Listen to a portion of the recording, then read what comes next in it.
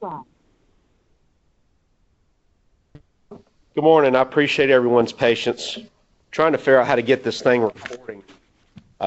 We're here in a conference room, and if I was using my laptop to record, then we would have echo, which I think we're getting some of that actually. Let's see.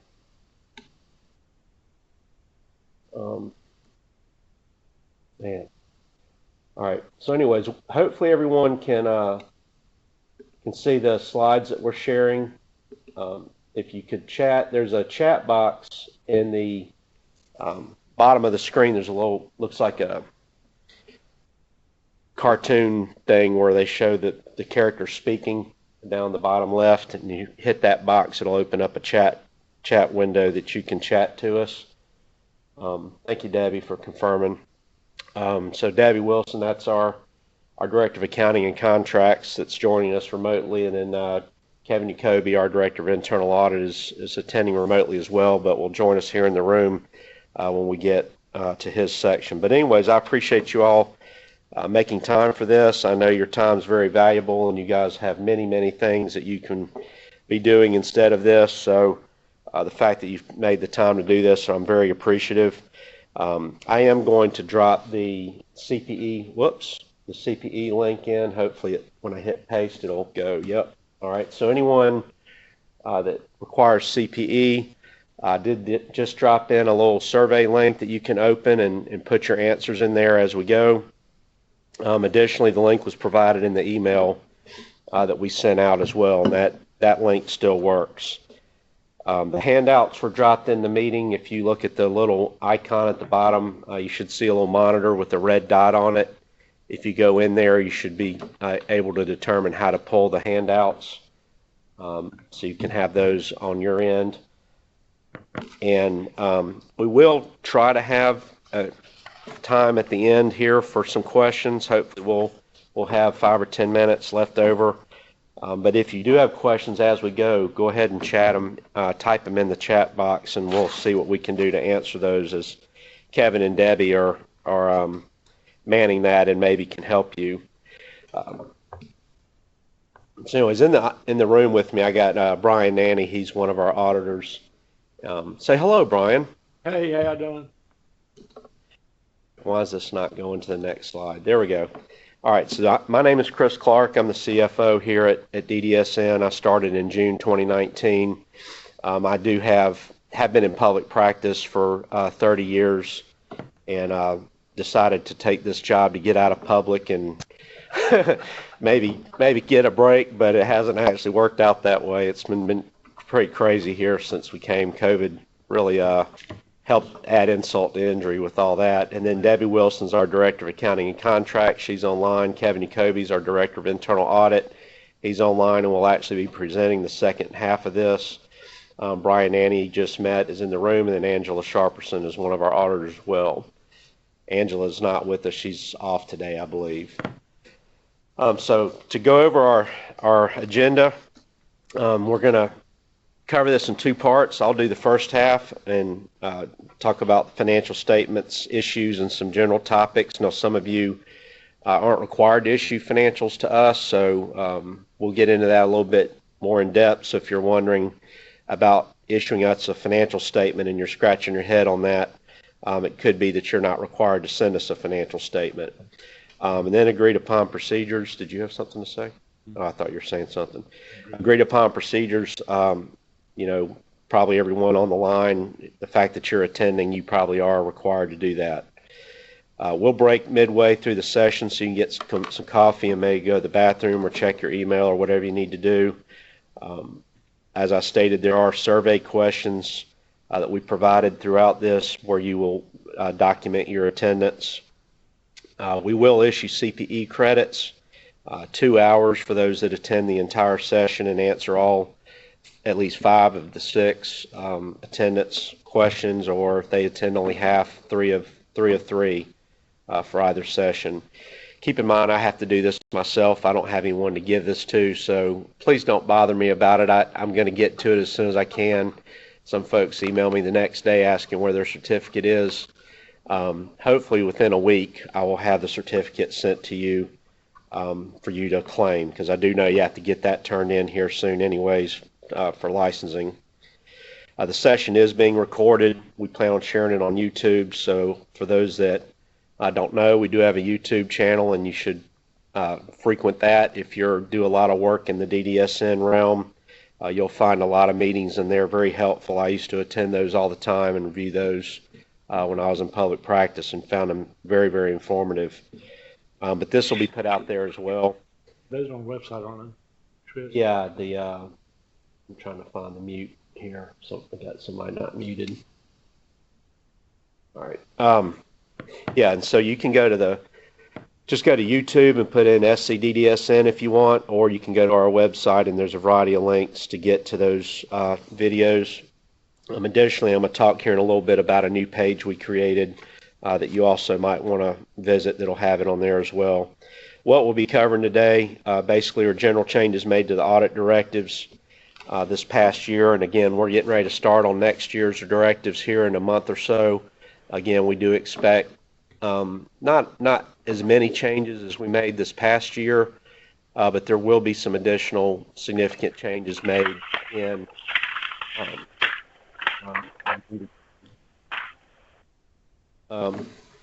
so there. Keep in mind, it seems like maybe we've got some auditors that aren't reading the directives. I'll get in that here in a little bit, but when we issue those directives, that's your Bible. You need to be reading that. I used to print that out and go, line by line and check it off and make sure that I had everything changed that DDSN wanted me to change. So based on stuff we're receiving in right now for our boards and some private providers, it appears auditors are not reading the directives at all. So not everybody, but some, right. Because they haven't implemented any of the changes we requested. So we'll also talk about COVID-19. That's not as much a hot topic now. When we did our first training back in, I think, May, there were a lot of unknowns, and so really there's not a whole lot there probably to share with you, but we will touch on it.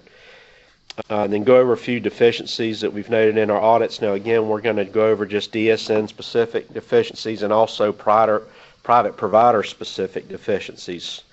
The deficiencies in the private provider audits are much less of an issue for a variety of reasons, mainly because we don't use your audit reports to validate cost reports that we submit to Medicaid. But there are a variety of other reasons that the private provider audits aren't as problematic for us. So when we get to those deficiencies, they're few and far between, honestly, for the private providers. Now, when we get to the agreed upon procedures, that's a whole nother matter. When Kevin gets to that, I think he'll have examples of things there that are not being done properly. But we did add the yellow book this year, so talk about that, the overall reporting requirements for working with us, and then agreed upon procedures, again, will be the tail end of this.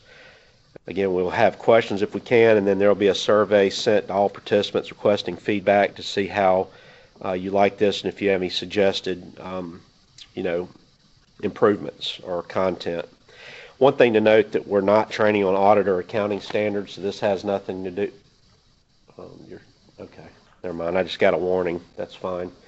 We're not going to go over auditing and accounting standards. This is not a FASB or AICPA or GAO audit class. It's more geared towards our directive, and of course we touch on a few things FASB, and I'm not going to talk about GASB because none of the private providers that I'm aware of are governments reporting under GASB. So FASB and then Yellow Book and some different regulations, but this is not to go over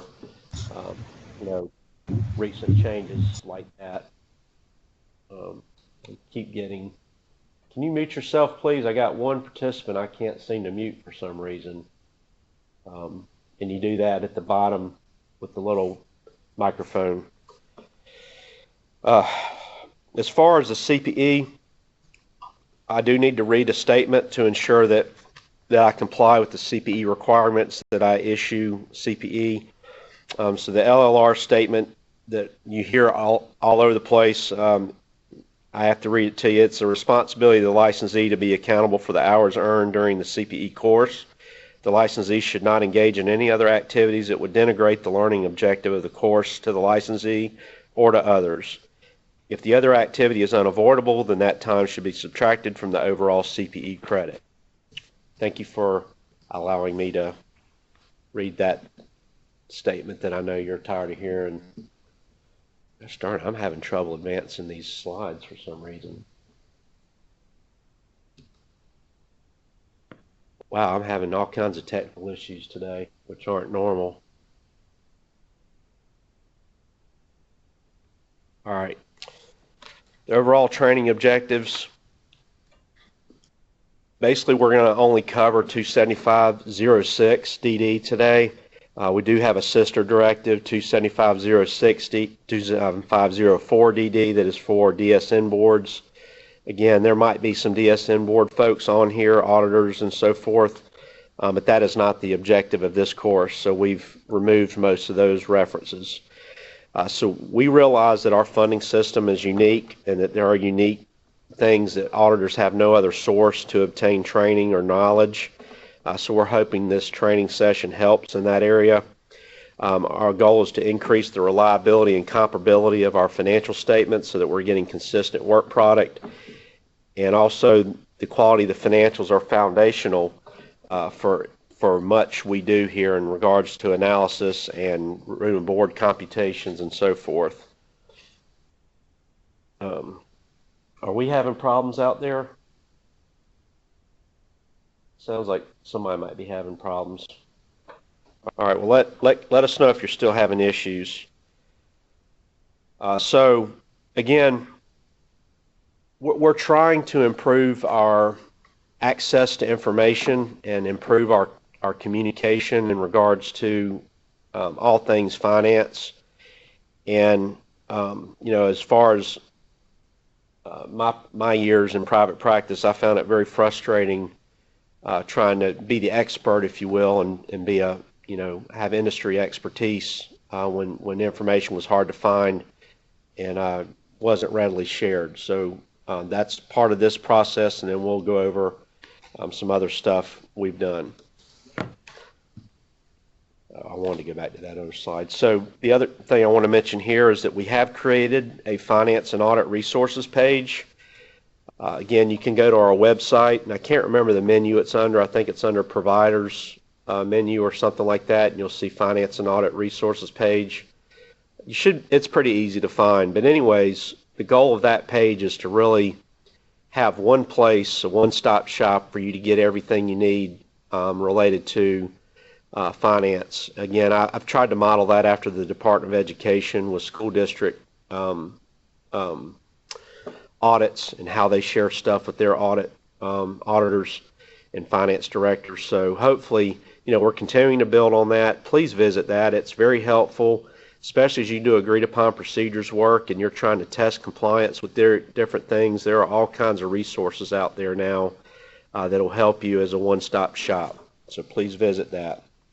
The other point I would mention is out there, Kevin and his team aggregate all the CPA findings and internal audits findings and release them every year to our provider network. Now, whether they're sharing those with their auditor or not, I have no idea, but I always requested that information when I was practicing, and I found it very helpful to see what types of things other auditors were writing up and what internal audit was finding. And so I would recommend highly that you go out there and find that. It's also on the Finance and Audit Resources page now, so you don't have to get that from your clients anymore. All right, we're not going to talk about 04, but I did want it on here just because I have used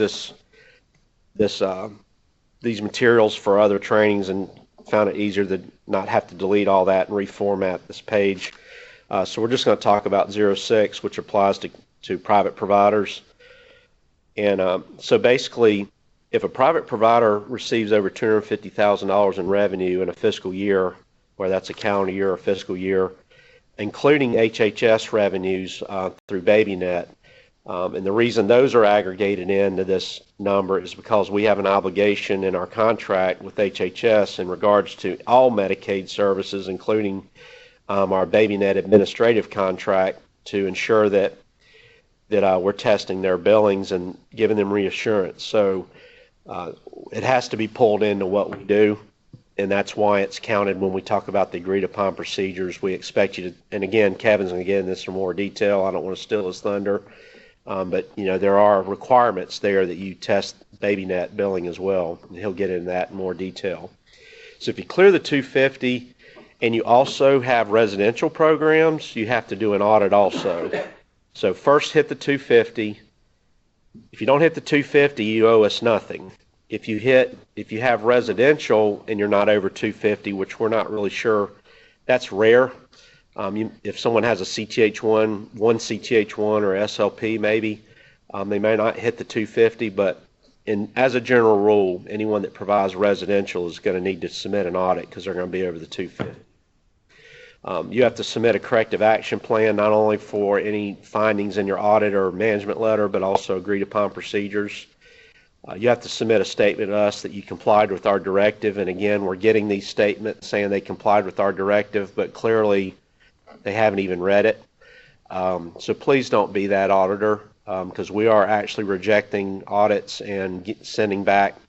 We're trying to create a feedback loop. We're not trying to be hard to do business with, but it's kind of like if you have a staff and they think they're doing great work and you never tell them they're making mistakes, and all you do is always fix it yourself and never communicate to them, they're never going to improve, and they have no idea they're messing things up. So that's our overall objective, is to communicate with our provider network and their auditors so that they know what issues we're having, because without that, you have no idea. And so we do need you to step up, because we are going to be writing letters, and we have already actually to several auditors from the DSM board side and rejected the audit, and they're going to have to reissue it. So I don't think there's going to be a lot of rejections like that, probably a handful, but we are reporting back to everyone. Probably everybody's going to get some kind of communication regarding the quality of their audit this year, even if it's just all positive. And then you also submit a statement. We like to monitor attendance. Actually, that was something that was brought up when we were reviewed externally by the Senate and House, and we need to monitor that our auditors are independent and they're not doing things that you're not supposed to do. So there's a statement there that you're required to turn in. All right. As far as due dates, audit reports are due within 120 days of the end of the fiscal year or the calendar year. Now, what we did, there's a memo we issued that extended this 30 days. That memo was issued August 26th, and you can find our memos on our website as well. Oh, you can't see the presentation, can you? You can come over here if you want. I just realized that. Now, that extension only applied to folks, the automatic extension. So in other words, we went from 120 days to 150 days, and for the ROAAP, we went from 90 days to 120 days. That was only for reports due before December 31st. So if you had a fiscal year and your report was due, the 120 days fell prior to December 31st, we gave you an automatic extension. Currently, we are keeping an eye on COVID and trying to determine if we need to do that again for folks that might have a calendar year or have reports due after 1/1. But at this current time, we have not done so. We will, if we do that, we will send a memo to your client, and they will have to communicate to you that we have done that extension. It's highly likely we'll do something like that just because COVID's not going away. If we get a vaccine or something and maybe things change, maybe we won't do that. So we are kind of waiting to see what's going to happen with this vaccine. But what was happening during the earlier period of time, we had a lot of DSM boards and audit firms having lots and lots of staff outages and couldn't travel and had a lot of logistics. So currently, if your reports are due after 12/31, the dates that are in the directive apply to you. The corrective action plans are due within 20 business days after the issuance of the reports to us. You can ask for extensions for everything that's due to us, but you have to do that through Kevin. You have to do that, and Kevin, I don't remember if you're covering this or not. It's in the directive. I think you have like 15 calendar days you have to ask in advance or something like that. It has to be 15 on days letter. before the due date. Okay. And has to be on letterhead and sent to Kevin. Don't send it to me. I do not approve extensions. That's an internal audit function. So that is an option. Even if we don't extend it, you can, as an individual firm or client, if you're having issues specific to you, feel free to do that. Contract reductions are assessed for late filing if you don't submit things within the grace period. And again, if you have an extension, we don't assess penalties until after the 5-day grace period is passed, after the extension is passed. Hopefully that's clear. That might be a little confusing. The main changes to our directives, basically we created this training and we have 2 directives, as I stated, and our intent was to make this highly recommended. Initially it was mandatory, and what happened is when we put it out for public comment, we got some pushback from a variety of people, and we changed it this year to highly recommended just to see how many people would actually do what we ask, just suggesting it versus making it a requirement. I think in 06 I missed that edit and forgot to change it in the 06 directive. I'm hoping to actually combine these 2 directives this year and only have 1 directive for all audits. But I got to figure out how I can accomplish that and format it and not confuse auditors by not having it segregated. It's just really hard to catch all the edits in 2 different directives and make them consistent that way. But this mandatory is elective as well for private providers. We wouldn't ding you. It wasn't an intent to make it a higher expectation in 06 and 04. It was an oversight. We did extend the due dates. And again, the main reason we did that is my problem is you have a lot of compression you're dealing with. You have tax returns that are due. You have people trying to take off vacations certain times a year. Lots of different audit reports and things going on. And so, if you're a calendar year in, of course, you got W-2s and 1099s and all that going on as well. So we were just we felt like we could extend the date and it really wouldn't hurt us to give folks another 30 days. So hopefully you're finding that beneficial. I know I would if I were still practicing. Yellow Book, we added that because we weren't getting, in my opinion, proper reporting on internal controls that we should. Weaknesses related to management's ability to accept responsibility for their financials, for example, is a major concern. Some of the audits we're getting in here don't comply with GAAP, and the client hasn't detected that it doesn't comply with GAAP either. And so, of course, there's a question there about SKI and the assessment of SKI at that point. Skills, knowledge, and experience for those that aren't auditors. So we did add the Yellow Book requirement. So even if you're a for-profit, we expect that to be in there. We also added clarifying language to our agreed-upon procedures to make it easier, hopefully, for folks to know what to do. Again, we probably can enhance that even more this year. Again, the goal here is not to leave so much up to interpretation and you trying to figure out what we mean. We want to spell it out. And then we added 2 new schedules. One's probably not going to be used by many people. It's for special grants. A lot of private providers don't get those, and plus we've really discontinued doing many of those anymore since we quit doing capital projects. The only capital funds we pay for now are new homes that are Housing Trust Fund funded. So there's not a whole lot of special grants, but if your client did get a special grant, it'll have a SG, so the grant number in the top right-hand corner is SG, and then 2020 dash or 2021 dash, and that's how you'll know it's a SG. But there's a grant schedule for that, so that we can track that through the schedules, because they get rolled up into different things and we can't even pick them out and tell where they are. And then room and board.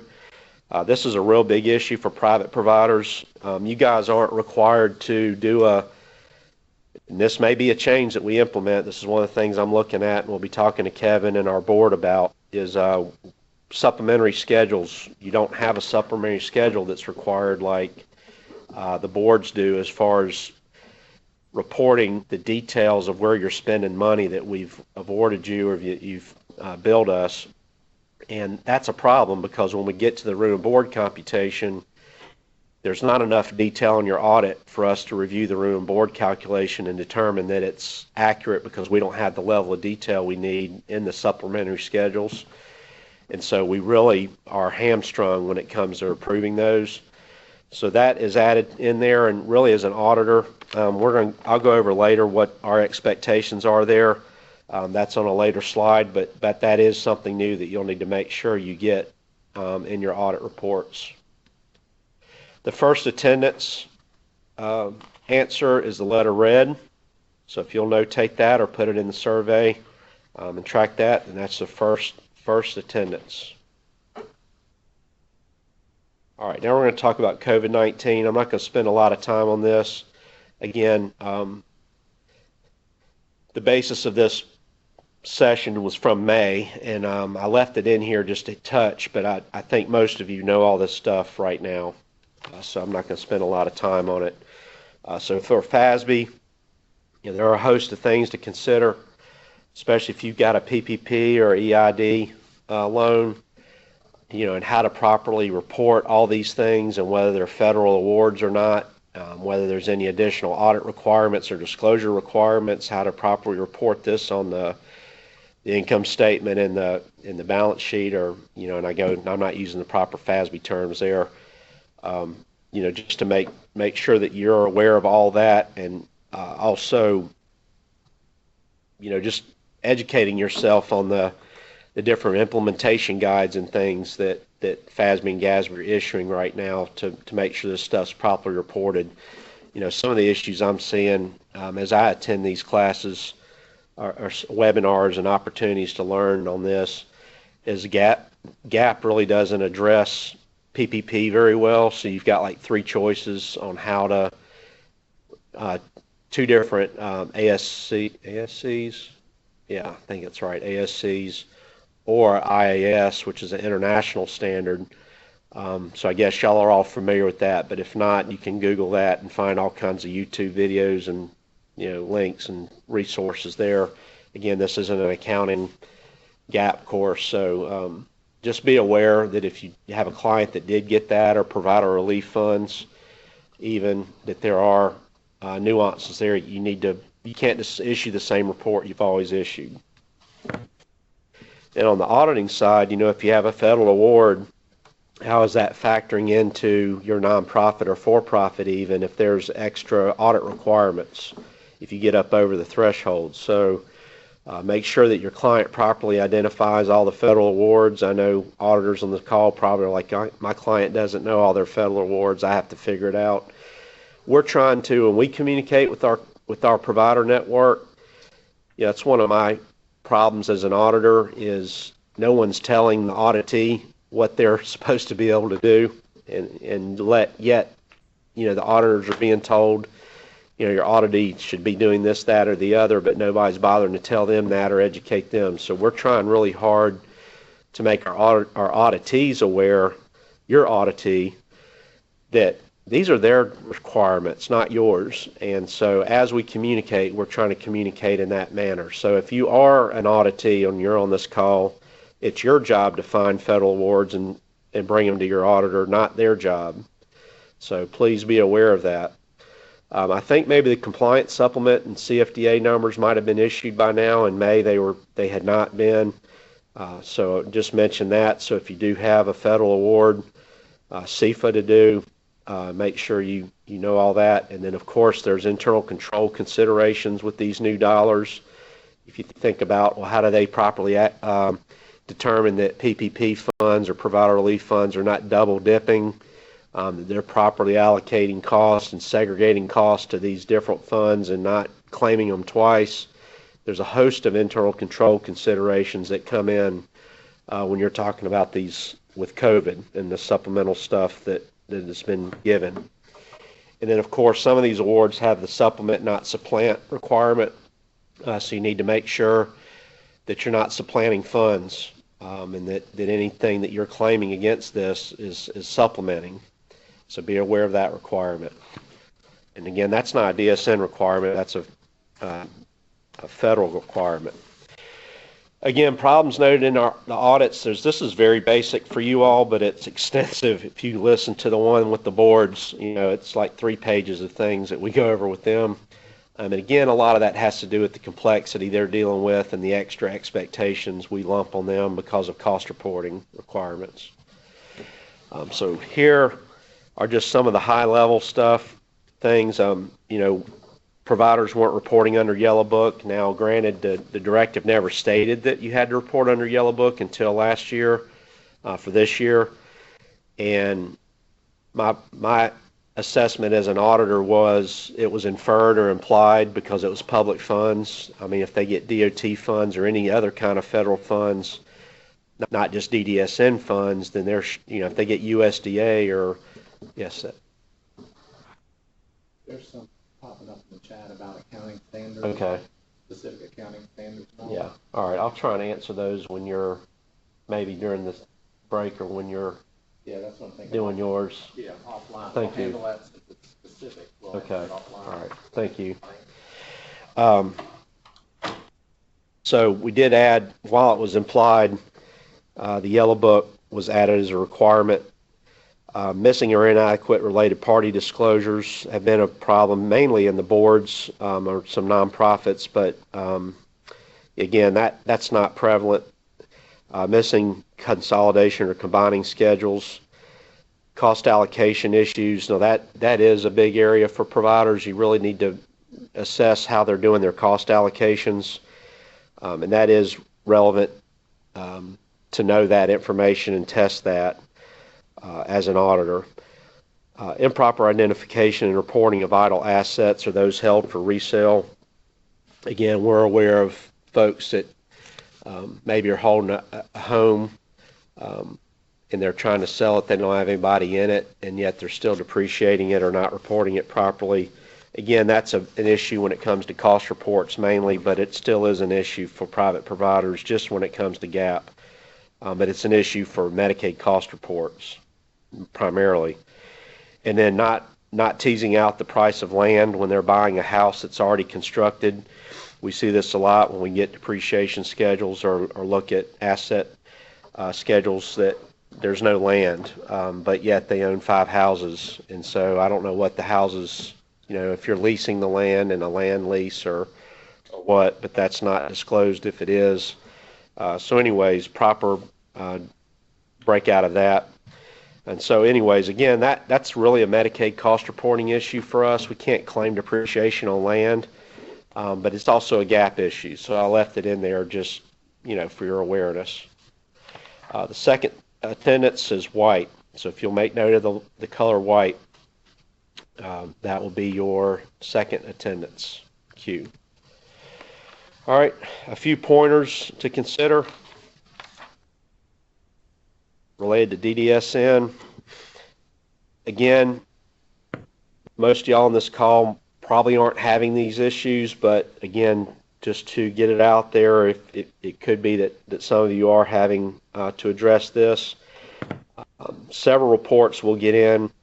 They'll have multiple homes combined in a single column, and we really need to be able to see the separate homes in our report so we can make sure we can analyze the cost and what type of cost patterns are occurring in our provider network. We're in a market rate environment. So if you're thinking, well, why do you need that information? HHS, as we go fee for service statewide, even for our DSM boards, right now we're only fee for service for our private providers, but we probably within a year and a half to 2 years, we're going to be 100% fee for service with all providers, even for their residential programs. And so as we move to that direction, we are negotiating with HHS on behalf of our provider network what rates need to be. We can't do that without cost data.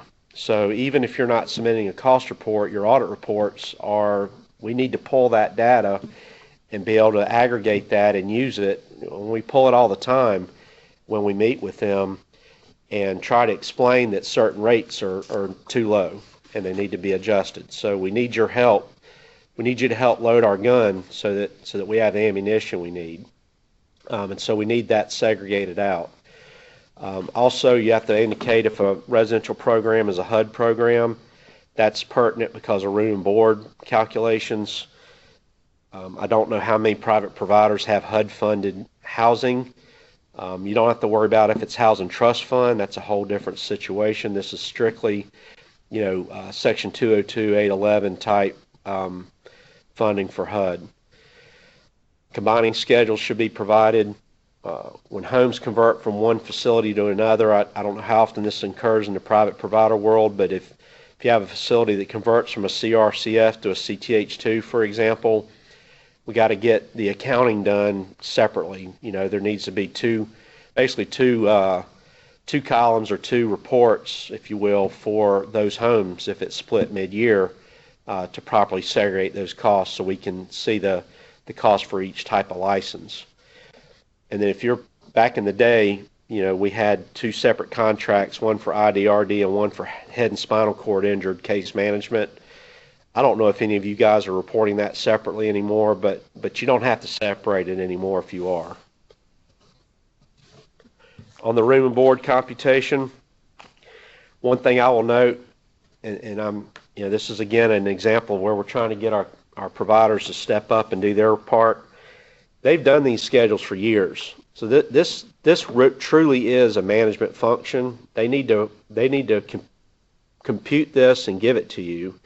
And so all we're asking you to do, and again, this is very important for private providers. We don't have access to the audited trial balance, and we don't have access to supplementary schedules that give us the data we need. And so we have room and board schedules coming in here where they're segregating these costs and asking us to approve their calculation, and we have zero ability to validate it. So really all we're asking you to do is verify that the balances they're using agree to your trial balance, or they're using your trial balance.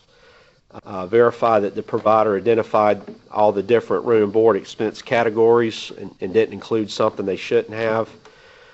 And then verify that any allocated costs are reasonable. Again, people are just allocating random 40% administrative cost, and we have no basis. I mean, our providers run between 6 and 12%, maybe is the top, and we have private providers asking for 40% administrative cost on room and board. That's a problem, so we need to make sure you're looking at that and validating that for us. Oh, Angela's online. Hey, Angela. Thought you were off today. All right. No, I'm here. Very good. Sorry for the All right. delay. All right. Special grants, I've already kind of mentioned it. It should be self-explanatory. What we're trying to do is identify where these special grants are located in the audit and how much money has been spent versus deferred or due back to DDSN. A lot of these grants are spent use it or lose it type things. And when we can't tease that out of the grant, that's a problem. I mean, out of the audit. So this special grants, again, I don't think this will give y'all a lot of heartburn. It's not very prevalent for the private providers. But anyways, there it is, and that's the information on that. Confirmations, you will email us requesting your audit confirmations. That email address is in the directive, and I think it's confirmations@ddsn.sc.gov. I think that's what it is. And we have reformatted our confirmations, and we'll be giving them to you in Excel as well so that you can manipulate that content. I found that very helpful when I was able to get that kind of access when I was an auditor. So hopefully you'll find that helpful. So if you need a revenue confirmation, that's the process, and it will look different and hopefully better. CTH2s and CRCFs, make sure your room and board receivables are recorded. We've got providers that are on a cash basis for whatever reason. For room and board, they're not out there recording what's owed to them. Also, if you've got a cap, let's say you've been approved for $800, but consumers are only able to pay $600, that other $200 really should be in an allowance most likely, unless you're expecting a lump sum payout or something in the future. Their ability to repay that is in question, so you shouldn't be basing revenue off the cap. You should be basing it off the amount that you actually anticipate collecting. And then if you get SNAP or EBT, those are unearned revenues, just like Social Security or VA benefits, and should be reflected as room and board revenue. And your audit and food expenses should be grossed up, not just what was charged and paid, on the buy-low bill or whatever vendor you're using. So finding that a lot too, where food supplies in the audit, maybe is $300 for the entire year. We can't compute room and board based off that. It has to be what food really costs, because the SNAP benefits, if you get those, factor into how you charge for room and board. It's part of their payment, if you will. So if they owe you $600 and you used $100 of their EBT card, they've already given you $100. Now they only owe you $500. So getting that properly recorded in the audit is imperative. Also, optional state supplement. If you have a CRCF, those are typically 2 months in arrears and should always be sitting in receivables. We should see that sitting in AR at the end of the year. The third and final attendance for me is the color blue. The color blue. All right, reporting requirements. Again, we added Yellow Book for financial statement audits. We did not add it to the ROAAP. Now, obviously you can add to ROAAP Yellow Book as well, but when I looked at kind of what the ROAAP consists of, being independent and there are no management prepared financials, or real internal controls are not really. It's not financial statement internal controls. It's over billing. There's all these things that y'all are doing that honestly I didn't really feel like we needed to add that onto your requirements. So when you look at our template, and that's what you should be using to report to us as our template, it does not mention that you followed Yellow Book. So just so you know, if you're only do ROAAPs, we have not added that to the expectations at this point. Also, under Yellow Book, you should report on compliance related to our grants. That's part of the Yellow Book requirements. And our contracts, I think a lot of folks, again, aren't reading those to make sure our folks are complying with those. There could be material non-compliance there, potentially. Let's see.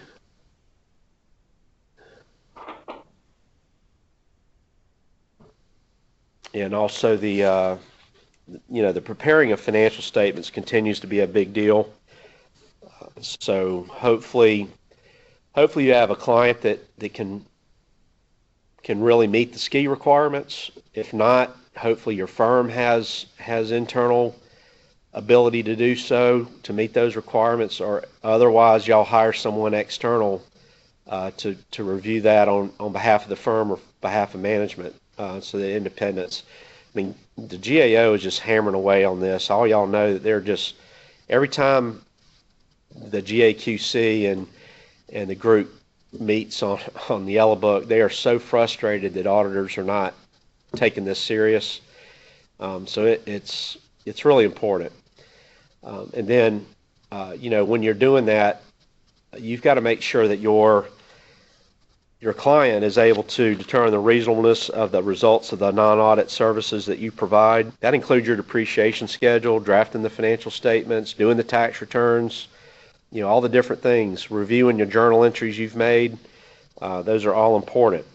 And they should be able to recognize a material error, omission, or misstatement as a result of your non-audit services. So again, we are seeing non-audit services consistently where there are material errors, omissions, or misstatements, and no one's caught them. So that's a problem.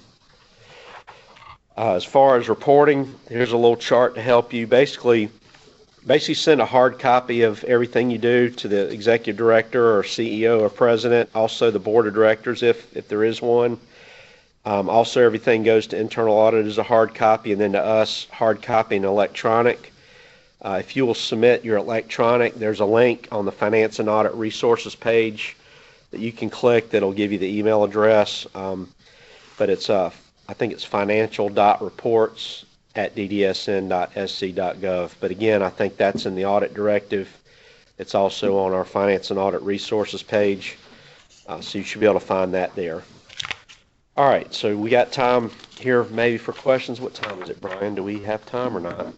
Nope, we're over. 10:19. Oh yeah, we do. We've got about 10 minutes. All right, so let me look at some of these questions then that have come in.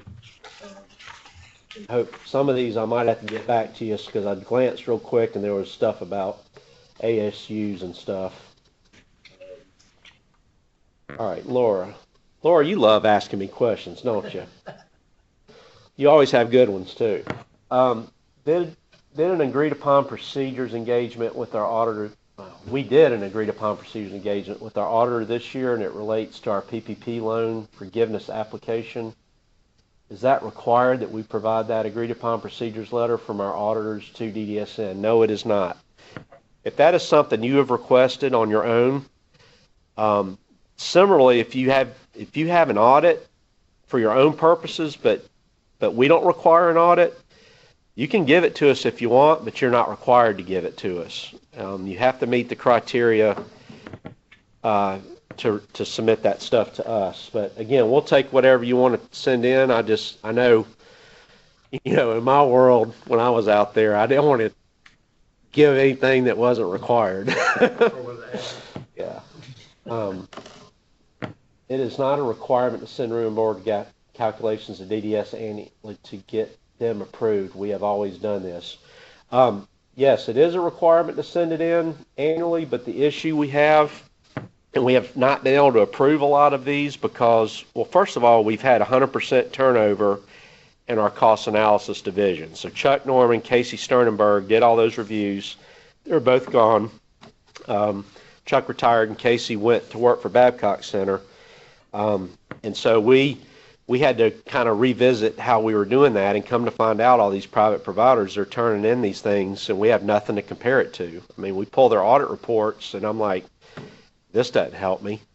So we're kind of stuck trying to figure out what to do. And so the annual requirement to turn in room board is now nestled inside your audit requirement. So when you turn it in with your audit at the end of the year, whatever your year is when you will get your room and board. Now, we're in the process of revising the room and board directive. I realize the way it's written now, you might have issue with timing and so forth of when that's done, but we're going to clarify all that with the rewrite. But yes, the room and board is still required, but is done through the audit process.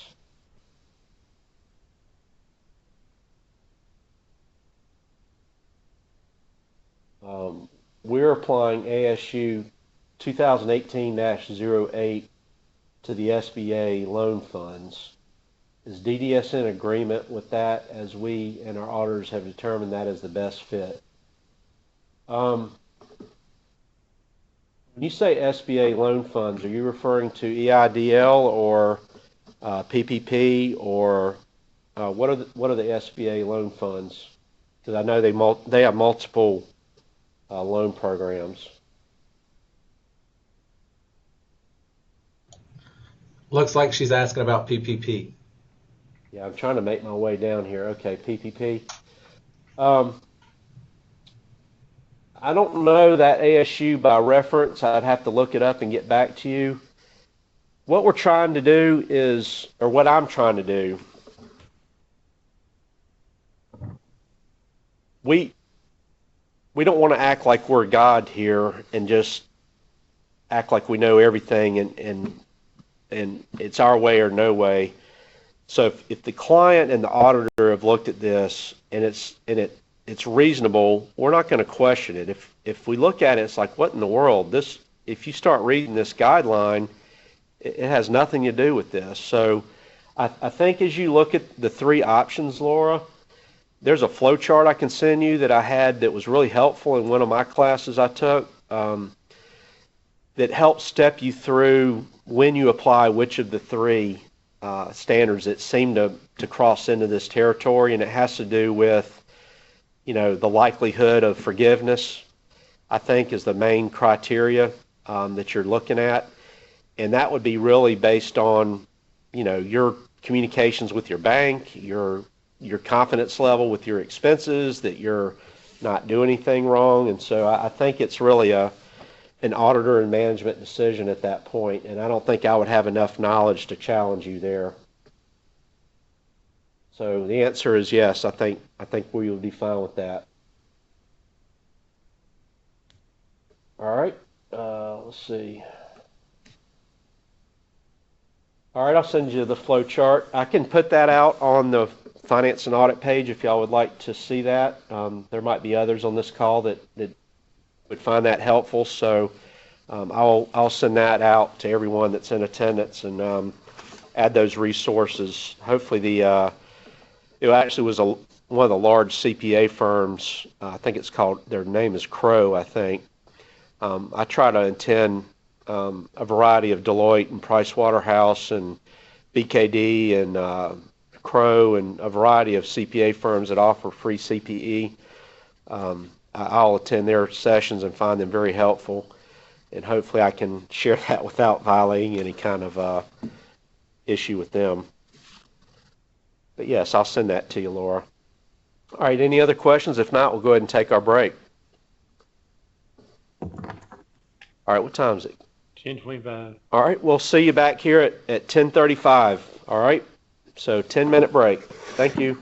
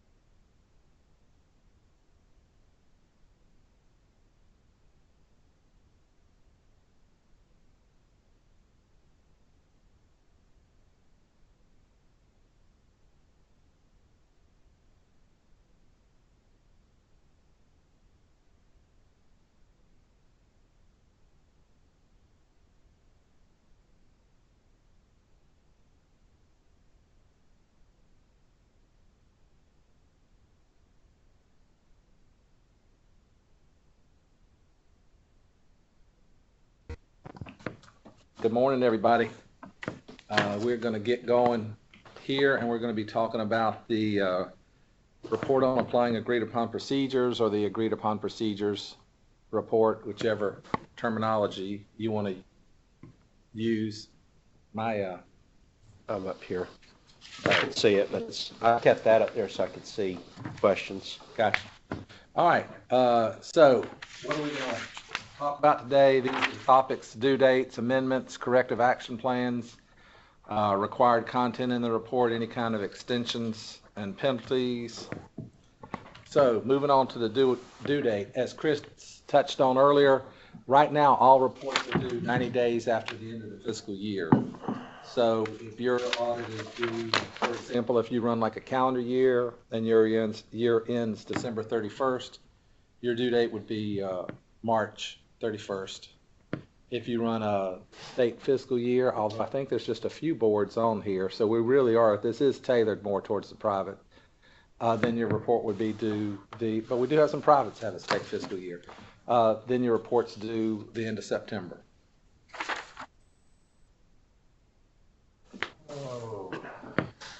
So what are the requirements in terms of having to file an agreed upon procedures report with DDSN?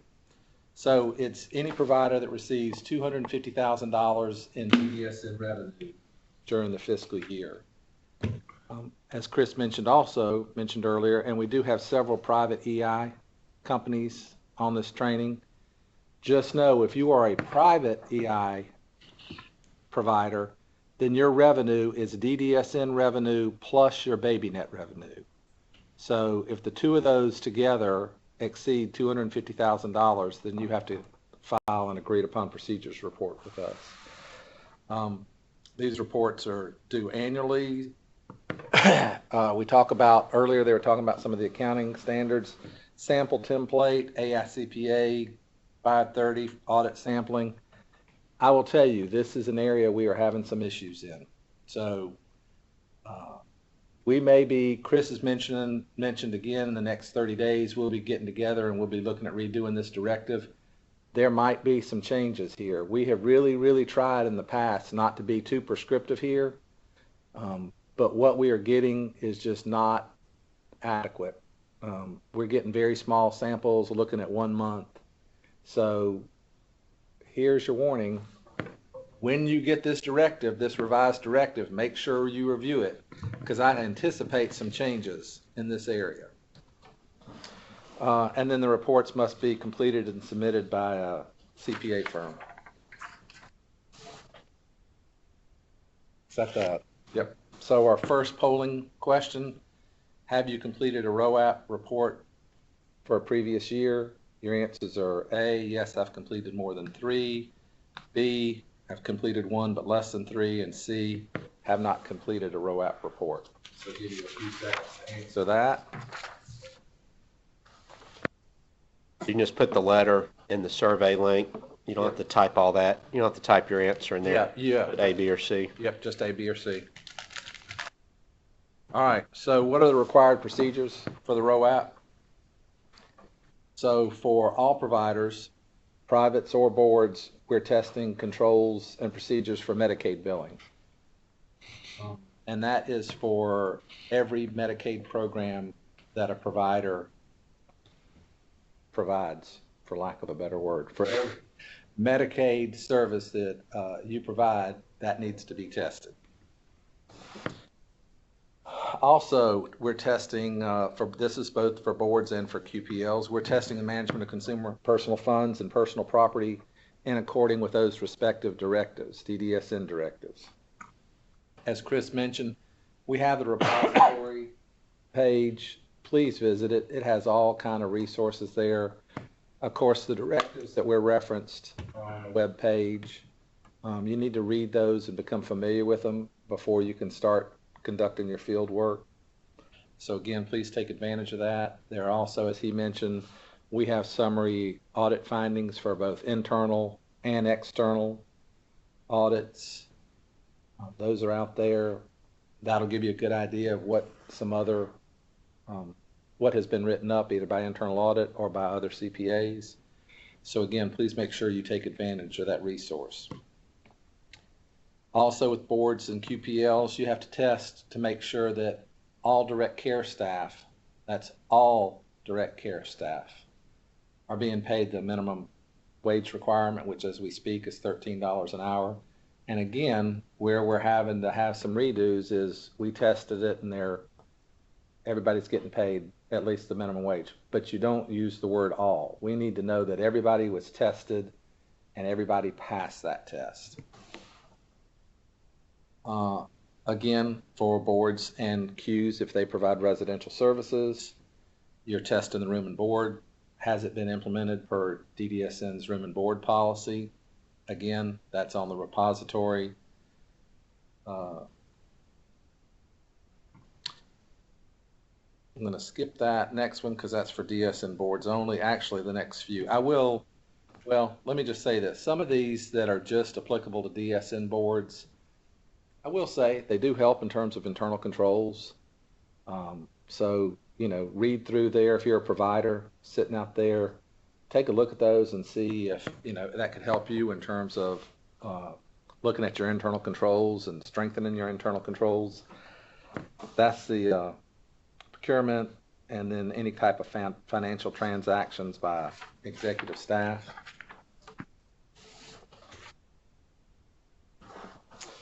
All right, so now we're going to get into controls and procedures for Medicaid billings and look at, again, specific areas and what are the procedures, what are some best practices, and what are some prior, and these are just a few examples, it's certainly not all inclusive. What are some examples of some prior findings in past reports? So for Medicaid billing, you need to gain an understanding of the Medicaid billing process and controls, again, for each billable service. So if a provider does residential and they also have a day program, then you're testing each of those services. Sufficient work to determine if the policies and procedures are adequate to provide assurance that services are properly supported.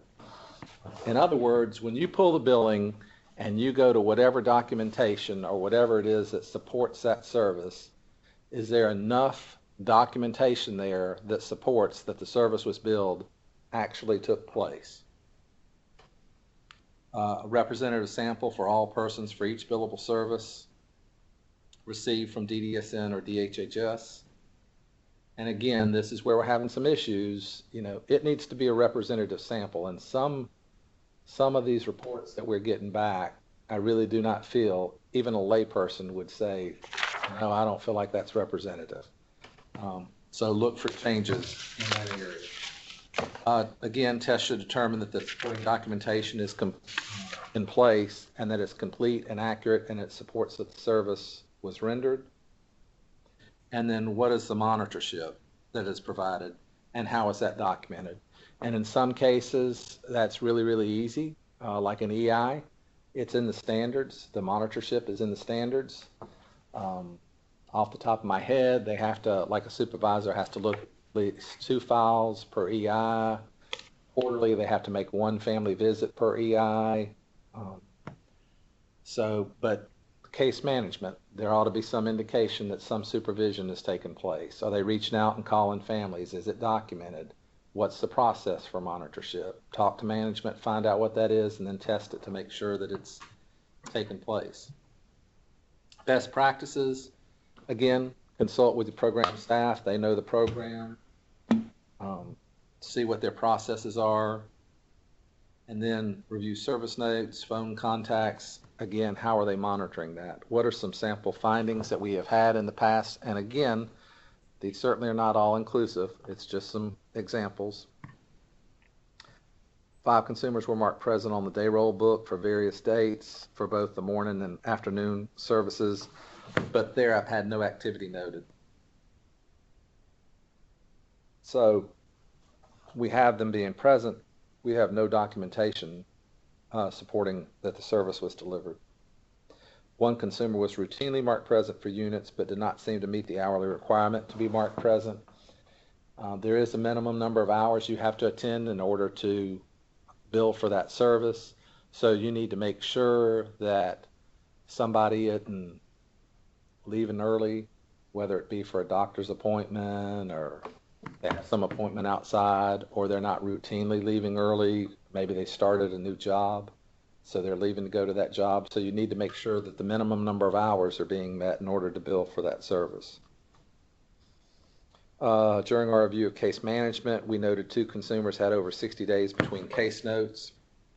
There needs to be a monthly contact for Medicaid case management there. Service notes indicated a conversation was held between a case manager and the consumer at his career prep placement. However, the service note did not reflect it as face-to-face. So in case management, you have 2 billable rates, one for face-to-face, one for telephone. So we need to have documentation that supports whichever one of those that it is. All right. Medicaid billing continued. So these are controls and procedures for early intervention. And again, remember, for early intervention, this includes your revenue from DDSN. So for the over 3 to 6 population, and then for BabyNet from birth to 3. Those combined revenues, if they're in excess of $250,000, we need an agreed upon procedures report from you. And again, you need to gain an understanding of the billing process and how the service is rendered. Perform sufficient work. See if they are following the policies and procedures and what their assurances are. Represented a sample for each billable service. And again, make sure your sample is sufficient to support the entire population. And again, we have the same thing in terms of documentation is complete, it's accurate, it supports the service that was delivered, it matches up with the billing. So for EI, you're going to make sure if there's a billable service, say for family training, you have a family training sheet, you have a service note. Those all match up in terms of dates, and the documentation is there to support the service. Again, you have to test monitorship. As I mentioned earlier, there are some specific steps in the standards for EI, but your client may have other monitorship tests that they do. So you just, again, need to talk with them, find out what their steps are, and then test it to make sure that they're doing those steps. Again, if you're going to audit this area, you're going to talk to the managers and the supervisors, find out how it works, how caseloads are assigned, what their documentation is, how they're, like generally there's a 3-ring binder for each child. Sometimes it may be online, but what is their process for documentation and recording of the services? Ensure service notes and family training sheets are reviewed for each family training visit. Again, as I mentioned, the 2 files per month, 1 quarterly visit per EI. For case management, ensure there's service notes that are documented. And again, reviewing service notes, family training sheets, and the billable documentation, make sure that they all match up. So what are some sample findings? Again, here's just one example. We noted for that 1 hour for 1 consumer was billed, and there was no family training sheet on file to support the billing. So there was no documentation to support that.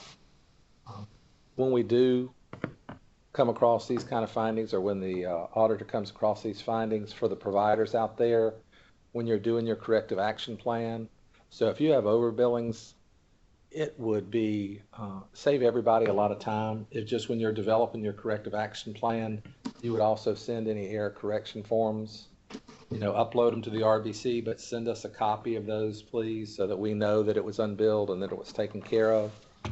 That just, because if you don't put that, then we're going to write to you and say, hey, we need copies of these error correction forms. So it just saves everybody a little bit of time on the front end. Hey, mouse back over here apparently. Where is my mouse? There it is. Consumer funds. Okay. So the steps and the processes for consumer funds and personal property if you're running a residential program. Again, our audit directive is online for consumer funds, 212 DD. You need to select a representative population to sample from the audit population. Promptly report any misappropriation of funds or falsification of records to the executive director or the president or CEO of the organization. And contact internal audit should you come across either of these when you're doing your field work. What are some of the things that you're testing for? You want to make sure that the bank accounts are set up to show a fiduciary relationship. This is in requirement with Social Security guidelines. So again, it needs to show that it's a fiduciary account and it's not, say, a joint account between the individual and the CTH1 caregiver. Bank signature cards are updated as required by staff changes. So again, anytime you have any kind of staff changes where that change would affect signatures, authorized signers on the account, you need to update those bank signature cards.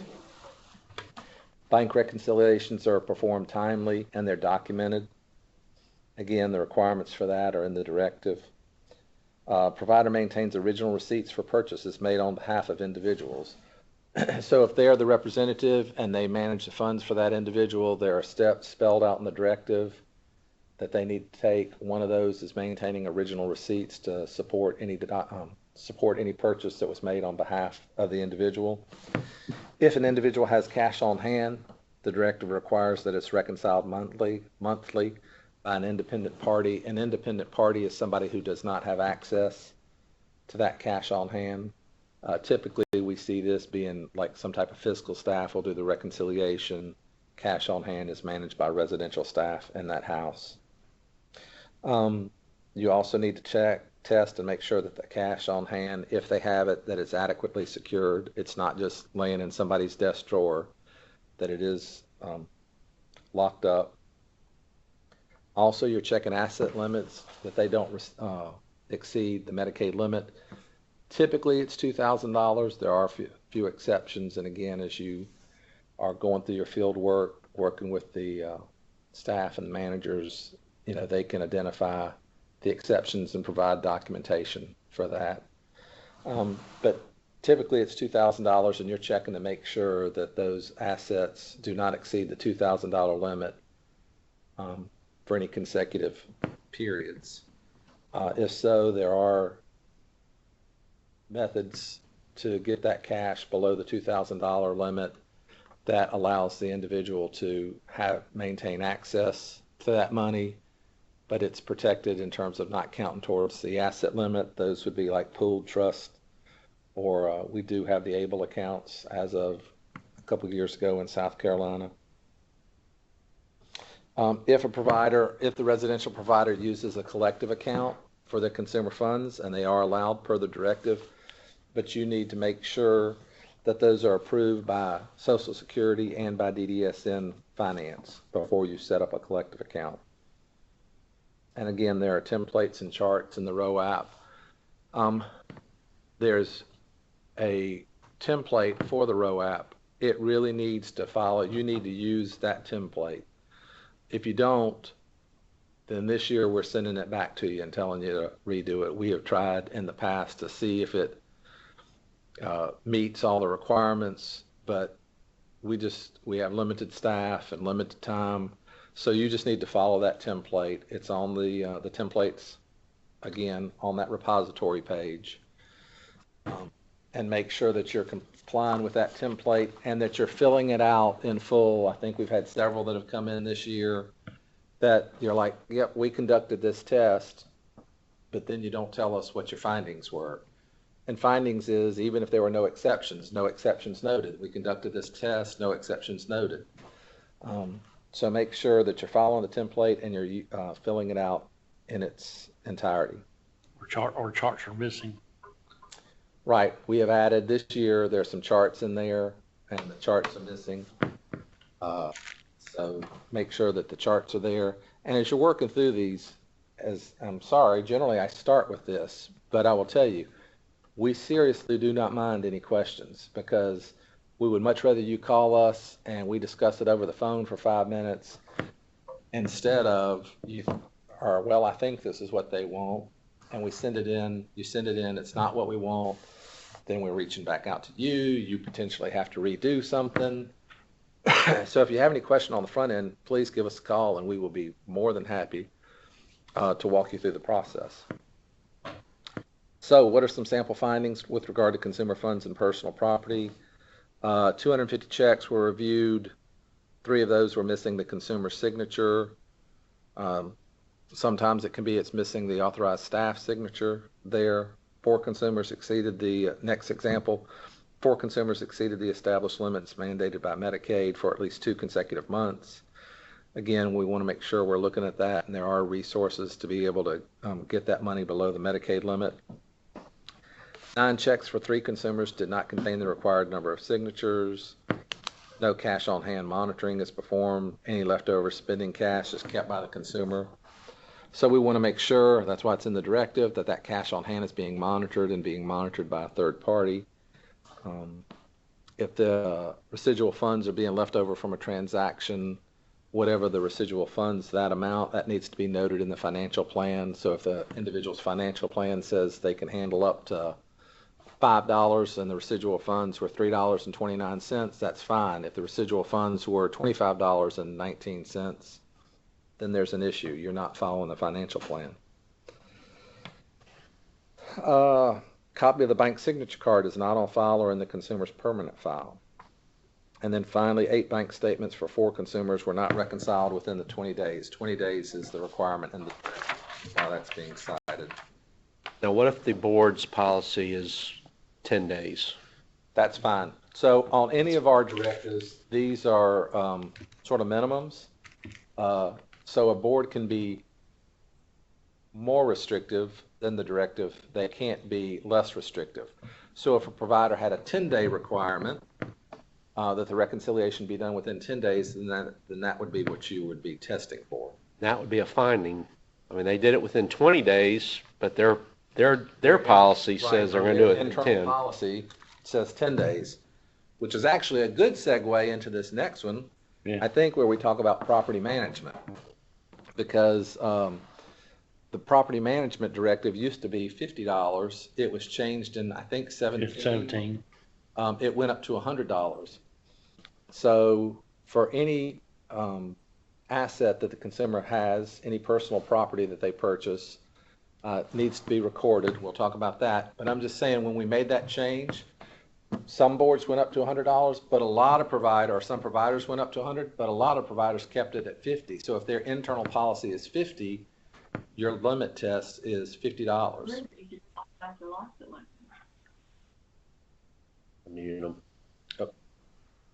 I don't think they were trying to ask a question. Okay, cool. Thank you.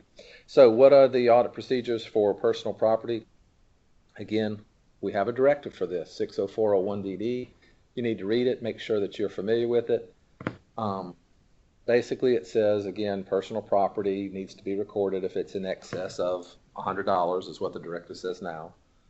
And that then needs to be tested quarterly, and an inventory needs to be conducted quarterly and documented.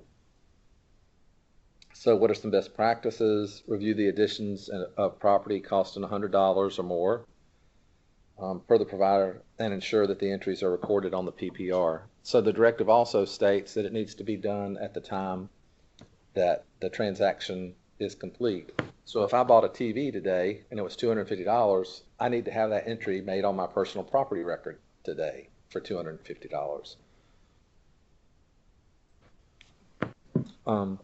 So what are some sample findings? Consumer had an item that cost $50. Again, this is per the provider policy, located in the room, but it was not listed on their personal property record. The consumer's PPR did not include adequate descriptions or serial numbers. So the directive does say if an item has a serial number, that needs to be recorded. We see that a lot of times with, like I mentioned, televisions, sometimes stereos, gaming systems, that kind of thing. Additions and deletions are not added on the PPR timely because, as I mentioned earlier, the transaction, whether it's an addition or deletion, it needs to be recorded on the day that it happens. So here again. Nothing else having problems advancing the slide again. All right. Direct care staff, minimum pay. As we mentioned, this is for if you have residential services, then there is a minimum hourly salary for direct care staff as we speak. Yeah, we also need to mention here that this again shows maybe you're not reading the directive. We did away with case management and EI. Right. Those are both fee for service now. Right. So if you've traditionally tested case managers, you don't have to do that anymore. Right. Case Right. management went away several years ago. EI went away Last year before last, I think. Whenever we moved to fee for service, we did away with the EI because there was a requirement for EI, an EI salary, but that's gone away. So the only requirement we have now is for direct care staff, and that's $13 an hour. And again, as I mentioned early on, the testing, the requirement is that all direct care staff be tested and all be reported on. So you're testing the minimum pay rate, ensure that the time of the pay rate increase is effective on the first day of July.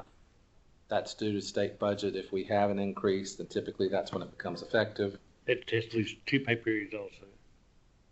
Yes, 2 pay periods at a minimum. And again, this is where you'll see some changes probably in the sampling section of these directives. And then verify if the direct care staff was paid less than $13 an hour, that it does meet the requirements where they can make less than 13 hours. Some of those are, it can't exceed 90 days.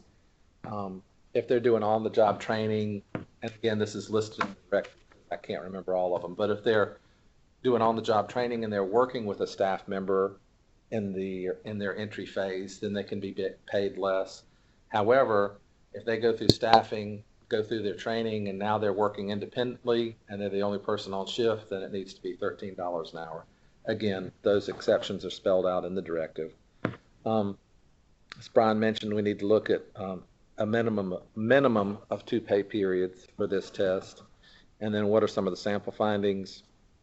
Had one direct care staff that was not paid the minimum salary in accordance with the contract, with the DDSN contract. Then we had an area where vocational trainers, that's your workers in the day program, were not considered as direct care staff, and so they weren't getting paid the minimum salary, hourly wage. Room board. Room and board. Again, residential providers only. Determine that the provider has an established room and board policy for fees that have been reviewed and approved by their board of directors. If in fact, as a private provider, you have a board of directors, then it needs to be approved by the board. Obtain documentation that the room and board rate has been approved by DDSN, and that's the rate that was utilized during that past fiscal year. And again, CPA, you need to be talking with management and figuring out how this works, how they calculate their room and board, seeing documentation where it was approved by DDSN, the rate that they're charging, some of the best practices. Can I make a comment on the DSN approvals real quick? Don't be afraid to write up DDSN if we haven't done our part of that. An appropriate finding is, our client did their job. They turned it in on time. We got an email. We've looked at it, and you might even have an email that is from us that says we received it. If we haven't done what we're supposed to do, then don't write your client up, but you still need to, in your finding, indicate you still want to make sure they submitted it properly. And then you would write up DDSN essentially for not closing the loop and doing our part. And that is a real issue. We hope we're going to eliminate that going forward, but with all the turnover and some of the changes we've had that I mentioned earlier, there are a host, there's a handful that I can think of where we have not approved the room board yet, and it's our fault, not theirs. Right. Yeah, and we have seen that being written up. So again, some of the best practices, making sure that what was charged was the approved to the individual, was the approved room and board rate, and then sample move in and move out dates and make sure that those are being prorated appropriately per the date, the move in or move out date. Some sample findings that we've had. Room and board was not approved. It was reviewed, was approved by the board of directors, but not approved by DDSN. Room and board payments exceeded approved room and board fees. I'll tell you, if this happens, we're gonna, you have to do, for any findings, you have to do a corrective action plan. For that particular one, you're gonna end up paying back any affected consumers that had overcharges. Room and board fees were paid in advance of 30 days. Sometimes this is done in order to get down below that $2,000 limit. So some providers will say, oh, well, I'll just pay 4 or 5 months rent in advance, and that'll get it below $2,000. It won't. I mean, that's basically, you're prepaying that. So if Social Security comes in to do a review, they're going to count that as an asset. So you need to be looking for other ways, not prepaying rent. And as I mentioned, there are the ABLE accounts and pooled trust accounts. And then again, improper calculation of room and board. There was either a move in or move out, and they didn't calculate it properly for that date. Want me to go over the cost allocation? Yes, please. All right, so the cost allocation, probably need to tweak this a little bit better for the private providers, because things are a little different from you all. We're really extremely picky about the cost allocation when it comes to the DSM boards, because again, they're filing Medicaid cost reports, which are then aggregated into our cost reports. And so garbage in, garbage out. So we spend a lot of energy and effort there. On your side, as a private provider, really the only place it plays a part is when it comes to room and board determination. And again, we went over that earlier in regards to testing that admin allocation that they're adding in. And that is a requirement. If you do any, I can send you references to the expectation. It's in Medicaid regs, lawsuits, all kinds of stuff that indicates that's a mandatory add. That's not something you're choosing to do. In essence, Medicaid is saying that you can't charge us for any room and board, including the administrative costs associated with paying those bills. So test the administrative allocation. I don't think we need to get into a lot of this really for you all. I do think from a yellow book perspective and just generally looking at gap and expectations related to how you prorate charges, and then you get into tax return rules as well for joint activities. I think basically on this one, we need to just skip over it because it is just for DSM boards, this particular slide. Right. But although knowing in the future that has but change. I mean, I still think as an auditor, if you're looking at completing a tax return and signing off on an opinion and you're reporting costs, you do need to understand and look at cost allocations. And then, like I stated, just as it relates to room and board, if you look at their admin charge and they're putting 15% in there and you run the numbers, you're like, that's really 11. You need to have them change that on their schedule. So I think that's all we need to say in regards to that, Kevin. I agree. All right, procurement, you want to skip that, or you I was going to mention say, best actually, practices? the next couple slides, I think we're going to skip because they are required for boards, as I mentioned earlier. There was a question about room and board on the chat.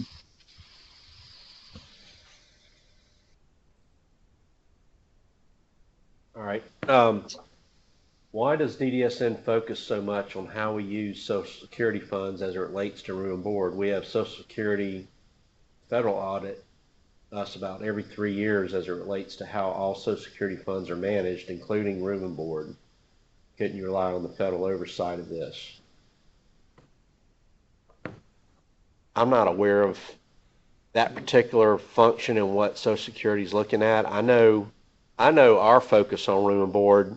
DDSN, if that is so reliable, DSN would not have had to pay back $4 million in overcharged Medicaid funds several years ago. Then they supposedly fixed it and got dinged for another $2 million a year later. I'm still not convinced we wouldn't have a payback if we got reviewed right now, because I know there are we've detected since I've been here significant problems with room and board. So from a private provider perspective, Laura, I think you might be onto something. But as it relates to proper Medicaid cost reporting and what's chargeable to Medicaid, it's a major issue, and we can't rely on Social Security to test that. And Yeah. I don't know what your experience has been. Well, I would just say this, the only one where I know about that is if in fact you are a organizational rep payee, have been approved, applied for and been approved by Social Security, that's when you get the 3-year audit. Right, You Chester. have to be Right. a approved Rep pay. organizational rep payee. And the other issue I have with that is, again, they are supposed to come out every 3 years. 3 years, right. And to me, as an auditor, and in terms of looking out for the individuals served by DDSN, I just don't have a real comfort level with that length of time. Right. And again, if they do find something, for example, let's just say there are overcharges. If I'm management of a residential provider, I want that pointed out to me within 12 months, so I'm limited in what I have to pay back instead of 3 years. True. That amount of money has just grown. That's true. We also had an inspector general review. You can find it online. Actually, our Pat Maley that works here now was in charge of that audit. So was Kevin. We had providers paying back millions of dollars. It had to be millions It for the was. people I was working with. Yep, it was. Millions of dollars in overcharged room and board when we did the review. When they did the review. So this has been a pain point for DDSN for many years. It's costed probably $10 million if you even include the staff time and the energy that was put into dealing with the incorrect computations and charges. So what I would like to do, Kevin, in regards to addressing her question, though, I wonder if we can have a conversation with Social Security, because here's my concern with them. If I'm a Social Security person, this room and board charge is not what I'm here to test. You know, I need to rely on another entity that determines if this is the right amount or not. What I'm trying to determine is, did they charge them Right. the amount that is appropriate based on their policy? Right. And Doesn't mean they came up with the amount correctly. Right, and I think Social Security, honestly, is just checking, was it used for the benefit of the beneficiary? That's their overall test. And, We definitely don't want to do additional, if Right. you're being audited for the same thing over and over, we really are making a conscious effort to eliminate that kind of oh duplication. yeah, we don't want it to I be. mean, I know in Alliant, key indicators and stuff, Mary and staff are working real hard to say, well, we already look at that when we do licensing. Why do we have to do it here too? Or Right. Kevin and his team look at that. So we are trying to eliminate that. So I do think that's worth looking into, and I will. But I do think, back to what Kevin said, to wait 3 years, it's probably not even 100% review. It's probably a sample they do. It's sampling. And I will tell you, and I know we beat this horse because Laura, you told us 5 minutes ago, thank you for answering the question. But I will say, you were in the minority also as an organizational rep payee. Most of our providers are not organizational rep payees. So they're not getting that 3-year audit.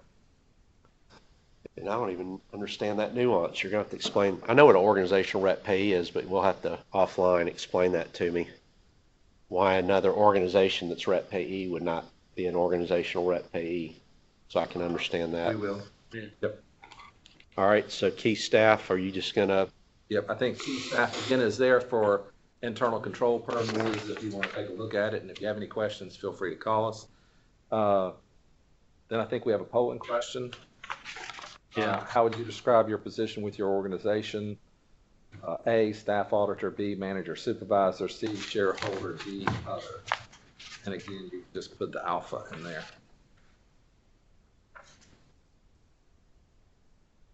All right, how would you? Okay, so other report requirements.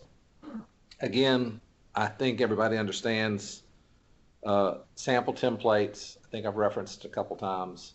Make sure you're using the sample template for the report. Make sure it's filled out completely. The due date is determined by the scope of the report. Completed report should be filed with DDSN and received within 5 business days of the due date. As I mentioned earlier, your due date is 90 days after the close of your fiscal year. Any amendments to the report need to be made by the CPA firm and redistributed per policy. The report should be addressed to the governing board or management, if governing board if there is one, if not management. And then I think Chris showed y'all a chart earlier, hard copies to the following people. Again, we will take a soft copy. Most of the time what we get is somebody will email us a report and follow it up. You know, they're emailing it to get it to us for timeline purposes, and then they'll follow up and drop a hard copy in the mail. So the due date is met by emailing it to Yeah, you. we do give them credit for emailing it to us. Okay. Right. Now, if you're down to like the, you know, if it's 4:55 p.m. on the 5th day of the grace period, and that's what you're counting on, you know, call us and verify, 'cause, you know, Received it. just the way everybody's luck goes. That's when you're going to have technical difficulties. So call and make sure that we have received it. So extensions, again, as Chris mentioned, right now, for the state fiscal year, folks, we had sort of granted an automatic 30-day extension. Right now, that doesn't exist. It may change. And we've passed through those 2 dates at this point, is your point, right? Like nobody has any kind of extension automatic anymore because the last date was 11/30, right? Is that the point you were making? Well, no, like if you run a calendar year, then you're going to be due in March. Yeah. But if you're looking like you're not going to be making that March deadline, you have until the 15th of this month Gotcha. to get us an extension. 15th of March. Is it March? I'm sorry. March 15th. Oh, yeah. I'm sorry, March 15th. Yes.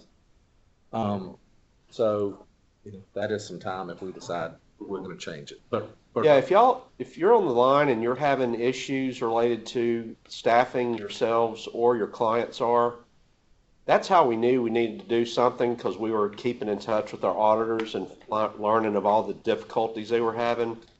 So just simply email Kevin or myself or Brian, any of us. And you know, it's not, we need to see that more than just one or two firms are having an issue.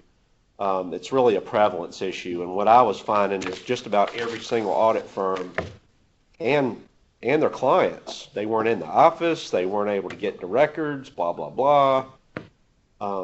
So if you communicate with us and let us know that those things are happening, that will increase the odds that we'll do an automatic extension. Right.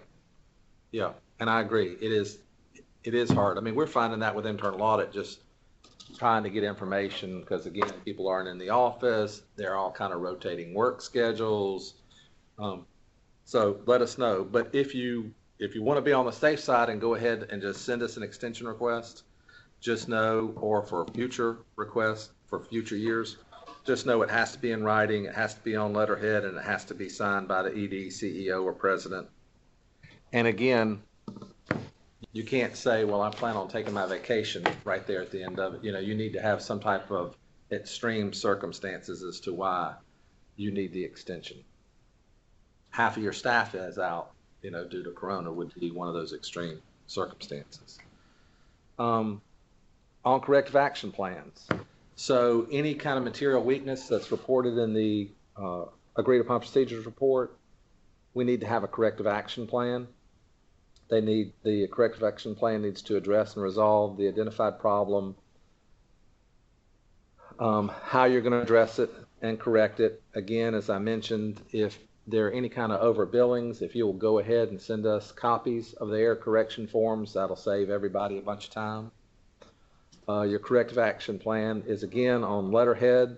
It's signed by the ED, CEO, and president, has specific dates as to when deficiencies will be corrected. It's submitted to DDSN within 20 days after the issuance of the report. Don't wait until the 19th day. We'll be happy to take it early. And I will tell you, many times we're getting corrective action plans now before we actually get the report in. Because, you know, it's being presented to the board, to management. They go ahead and draft it and send it to us, and we get that before we actually get the agreed upon procedures report. We love that. Keep it up. Copies of documents that clarify resolution must be included, as I mentioned, like service area correction forms would be an example if you had a finding of overbillings. You can request an extension to your corrective action plan. Again, that's 15 days prior to the due date for the cap. Same thing, in writing, on letterhead, signed by the CEO or president, and whatever the circumstances are and why you need the extension. So if you do not get us the report on time, or you do not get us the corrective action plan, there are some contract withholds associated with that. And as I stated, every time we do this, we don't want your money. We don't want your money being spent on services. So just please make sure you pay attention to the timelines and get us the information. That's what we want. We want the information. Just get us the information timely. If a ROAAP is not received within 5 business days, that's a 5-day grace period. Or if the cap is not received within 20 business days of the due date, the contract reduction is $100 per day with a cap of $2,500.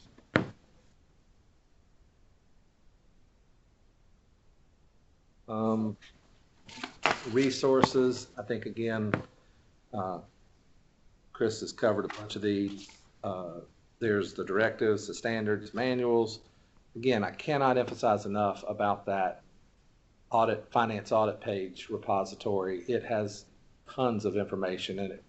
I think it truly has everything that you need in order to complete an agreed upon procedures report is on that page. It's just a matter of, reading through it and understanding how the programs work. I would say this, if you, well, that goes to just that note down there. All those are subject to change, and just because you looked at a directive last year when you did the audit doesn't mean that directive reads the same this year. As Chris stated, we're looking at the room and board directive. That's going to have some changes to it.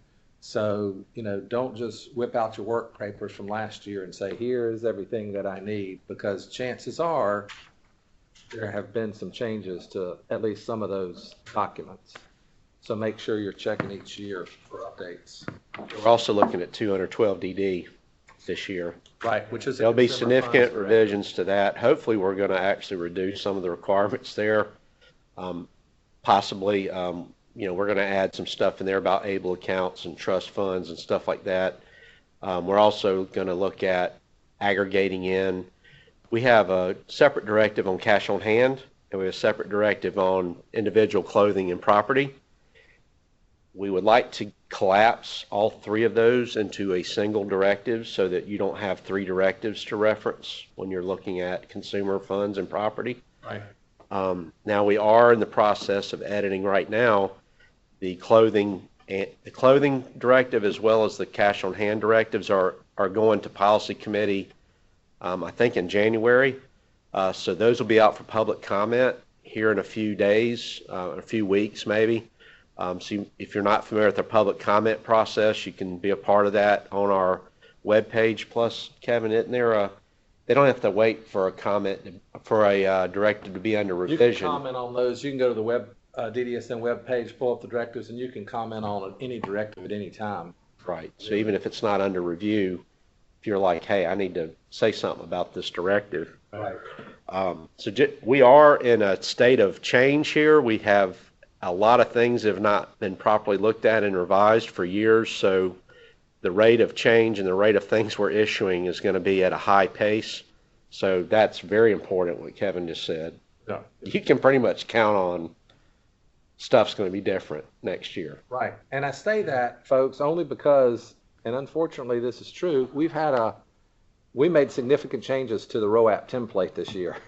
And we've got a couple reports that are in the same template as last year. Yeah. So I feel like some people just pulled out their work papers and this is what we did last year, let's redo it. And of course, in those cases, they got the reports back and they're having to redo them. Sally was not their friend.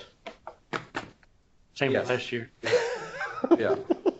So please make sure you're looking over information and that you're using current information. Okay, I think we got one more polling question. So you're going on a vacation to Mars. What one food do you bring? A, bread. B, dairy is very necessary. C, just veggies. D, meat lovers, chicken, beef, pork, turkey. In the last session, we had a guy put E in and put beer and liquor. So, I mean, That's right. we know he was paying attention because That's right up there with chocolate. Somebody put chocolate one time, and I was like, ding, ding, ding, ding. Maybe we need to redo our answers. Add easy. Yeah, buddy. All right, so I think last is just how you can contact us. U.S. mail, snail mail, phone.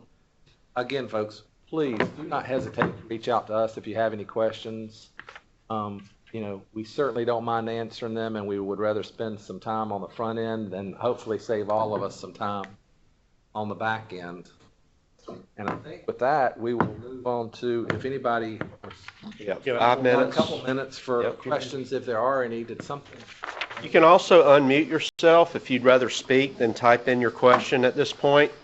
You do so by going to the microphone on your Skype. I don't know if you're calling in, you have to hit some kind of button combination that I'm not familiar with, *6 or something like that. But if you'd like to unmute yourself and ask a question, feel free to do so or chat it in. David Shaver asked, so if the funds are less than 250,000, do you not submit any reports? If you don't have 250,000 in Revenues. and again, now if you're an EI, that's DDSN revenues and baby net revenues, then you do not have a reporting requirement as we sit here today. All right, any other questions? Glad you were still there, David. I saw you put thank you, and I was wondering if you had signed off, so I'm glad you were there to hear that answer. Anyone else? We'll sit here for a couple more minutes and give you a chance to ponder. We plan on putting this out, like I stated, on our YouTube channel, as well as putting a link on our repository. If you want to attend the one we did in May, that was for the DSN boards, and hear that for whatever reason, it's out there already. So you can listen to that as well. Yep. All right. I don't think we're hearing anything. So I'm just going to say, I hope everybody has a very happy and very safe holiday season. And thank you for your time this morning. Yep. I appreciate it. Thank you for all the hard work you guys are doing. Absolutely. All right. Catch you on the flip side.